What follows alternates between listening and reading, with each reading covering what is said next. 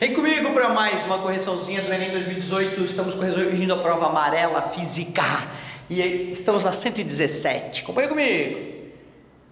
O sonorizador é um dispositivo físico implantado sobre a superfície de uma rodovia, de modo que provoque uma trepidação e ruído quando dá passagem de um veículo sobre ele, alertando para uma situação atípica à frente, como obras, pedágios ou a travessia de pedestres. Ao passar sobre os sonorizadores, a suspensão do veículo sofre vibrações que produzem ondas sonoras, resultando em um barulho peculiar. Considere um veículo que passe com velocidade constante igual a 108 km por hora sobre um sonorizador cujas faixas são separadas por uma distância de 8 centímetros. A frequência da vibração do automóvel percebida pelo condutor durante a passagem desse sonorizador é mais próxima de...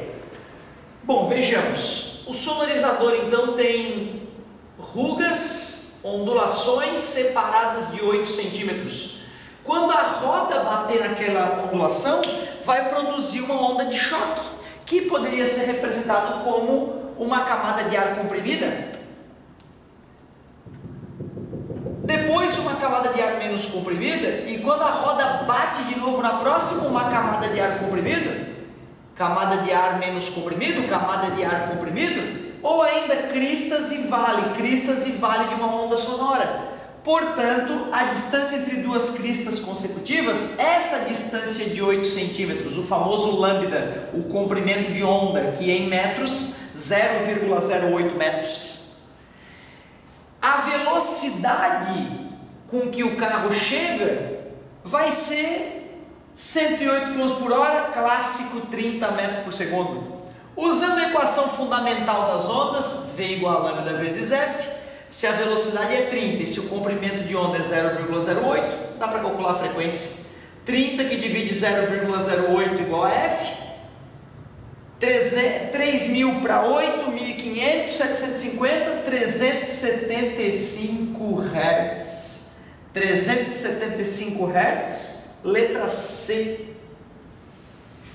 Como ela foi tranquilinha, vamos fazer mais uma? Depois eu vou cortar os videozinhos que eu já citei. Mas dá pra gente fazer mais uma, né? Então vamos no embalo. Isso aí, para quem está chegando agora, estamos corrigindo mais uma questãozinha do Enem. Enem 2018, prova amarela. Estamos na parte da física e agora vamos para 118.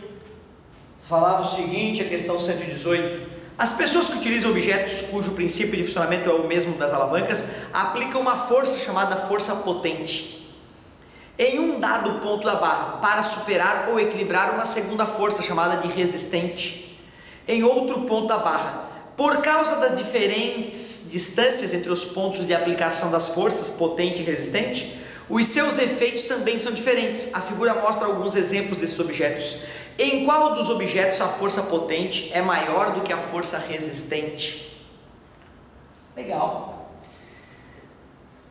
Então vamos imaginar uma alavanca, o ponto de apoio, uma força F1 atuando a uma distância D1 do ponto de giro e uma força F2 atuando a uma distância D2 do ponto de giro.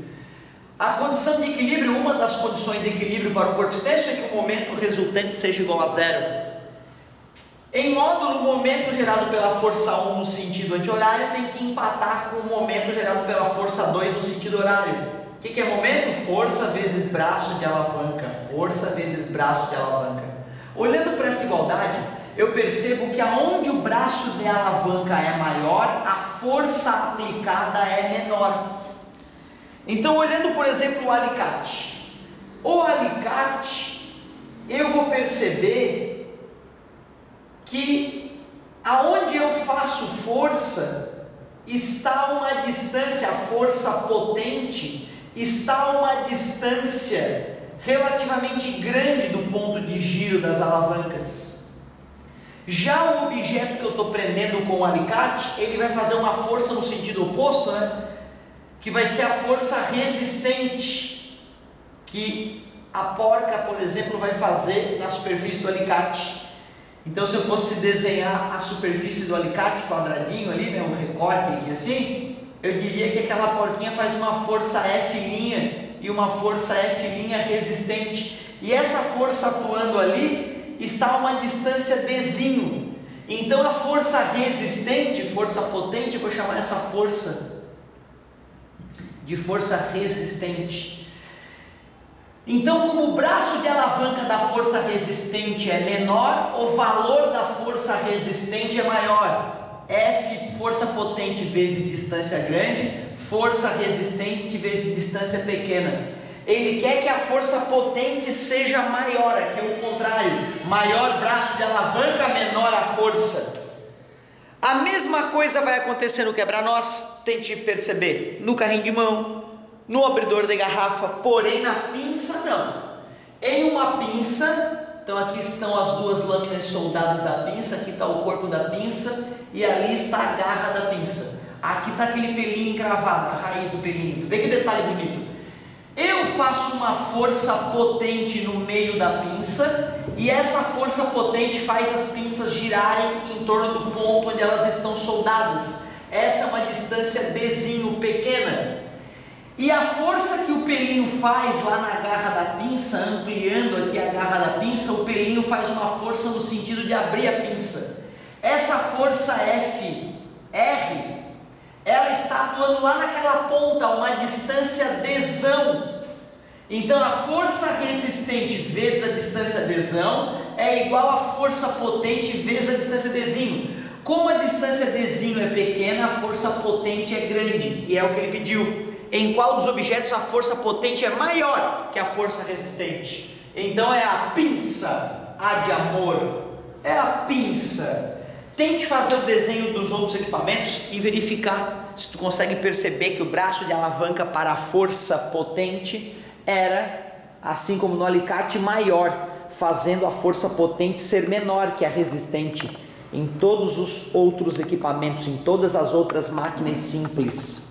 Vem comigo que eu vou fazer mais questõezinhas que por enquanto tá fácil, hein? Para quem está chegando agora, vamos para a questão 119. Não sei se 119, porque eu não sei se 119 era uma questão de física. Eu estou resolvendo primeiro as questões de física. 119, química, vamos fazer depois. 120 também não é minha. 121 também não. 122 também não. 123 também não. Sim, 124. Questão 124, Enem 2018. Vem comigo para mais uma. Falava o seguinte: nos manuais de instalação de equipamentos de som, há o alerta aos usuários para que observem a correta polaridade dos fios ao realizarem as conexões das caixas de som. As figuras ilustram o esquema de conexão das caixas de som de um equipamento de som mono, no qual os alto-falantes emitem as mesmas ondas. No primeiro caso, a ligação obedece às especificações do fabricante, e no segundo mostra uma ligação na qual a polaridade está invertida. O que ocorre com os alto-falantes E e D se forem conectados de acordo com o segundo esquema? Ele está me perguntando o que acontece quando eu inverto a polaridade dos fiozinhos do alto-falante. Primeiro, sistema de som, a corrente é alternada, por isso que eu faço a caixa de som vibrar para frente e para trás. Se essa corrente fosse contínua, eu só ia empurrar a caixa de som em um sentido, com o eletroímã, que é a bobina da caixa de som, se torna ao ser percorrida por corrente elétrica. Portanto, inverter a polaridade não vai fazer a caixa de som parar de funcionar. O alto-falante funciona normalmente. O E e o alto-falante D, que inverteu, e não emite som, falso porque é alternado. O alto-falante E emite ondas sonoras com frequência ligeiramente diferente do alto-falante D, provocando o fenômeno do batimento. Batimento é a interferência de duas ondas sonoras de frequência próxima. E na verdade, se eu troquei a polaridade, significa que enquanto um alto-falante está recebendo a corrente num sentido, o outro está recebendo a corrente no sentido oposto do que era para ser. Enquanto um cone está sendo empurrado para frente, o outro cone está sendo empurrado para trás. Então as ondas vão ser geradas em oposição de fase, concordas? Que não foi o que ele disse, o alto-falante E emite ondas sonoras com frequências e fases diferentes, a frequência é a mesma, não vai mudar a tonalidade da música, né? O Lá emitido pelo músico não vai deixar de ser Lá, certo? O alto-falante E emite ondas sonoras que apresentam um lapso de tempo em relação a... Não, as duas caixas de som vão vibrar, vão começar a vibrar juntas, o problema é que uma vibra para frente e outra vibra para trás, provocando reverberação. Não é isso, reverberação é quando o tempo entre o som original e o som refletido pelo obstáculo se aproxima do tempo de persistência auditiva, 0,1 segundo.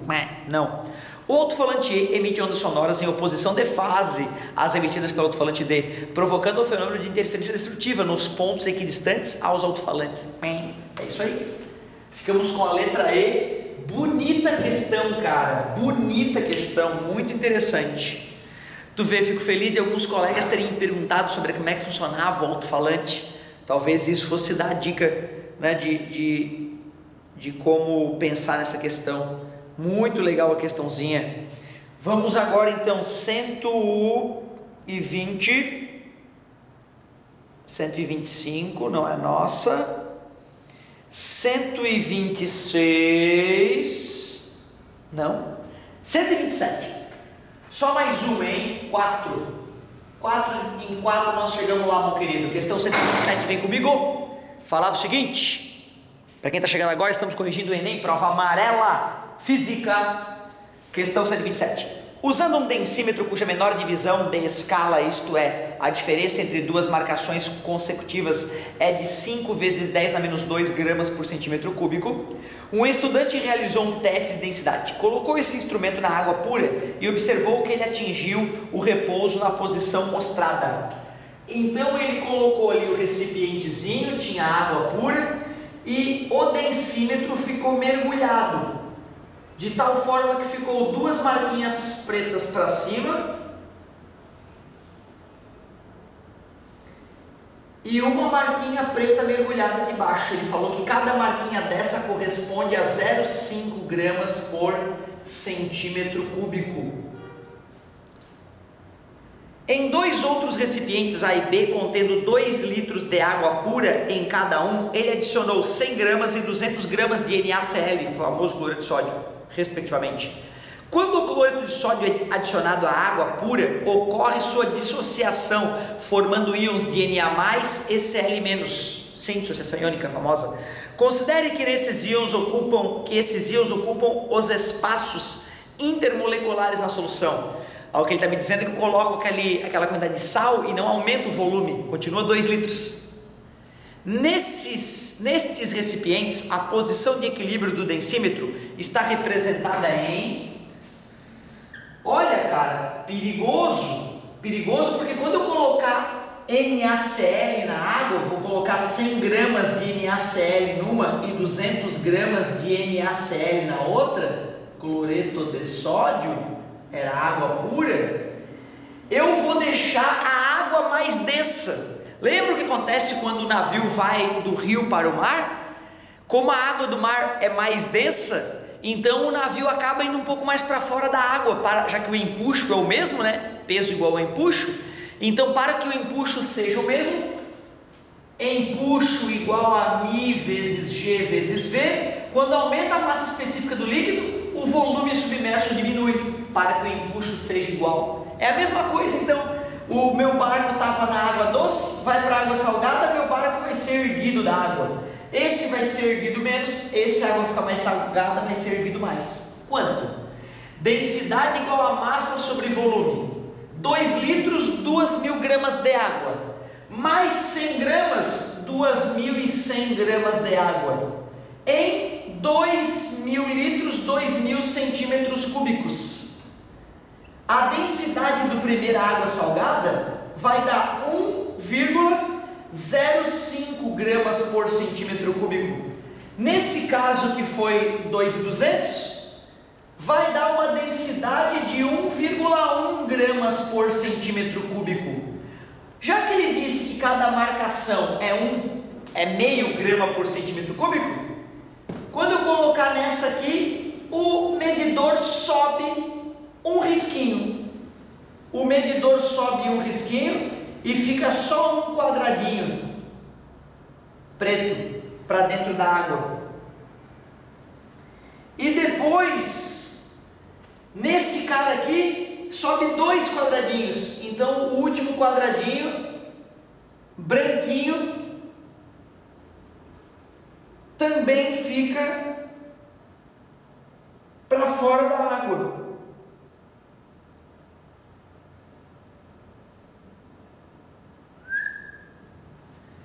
Então tu vê, era essa a situação. Botei 100 gramas de sal, aumentou em 0,5 gramas por centímetro cúbico essa densidade. E esse cara então vai um quadradinho para cima. E aí então nós temos a letra D, só a letra D funcionaria. Então, pum, já matamos a questão. Simples essa questãozinha, certo? Densidade. O detalhe era o aluno achar que o densímetro afundava mais, né? Se bem que quem prestou atenção naquele exemplo que a gente deu nas últimas aulas do navio indo do rio para o mar, mataria a questão, certo? Valeu, galerinha!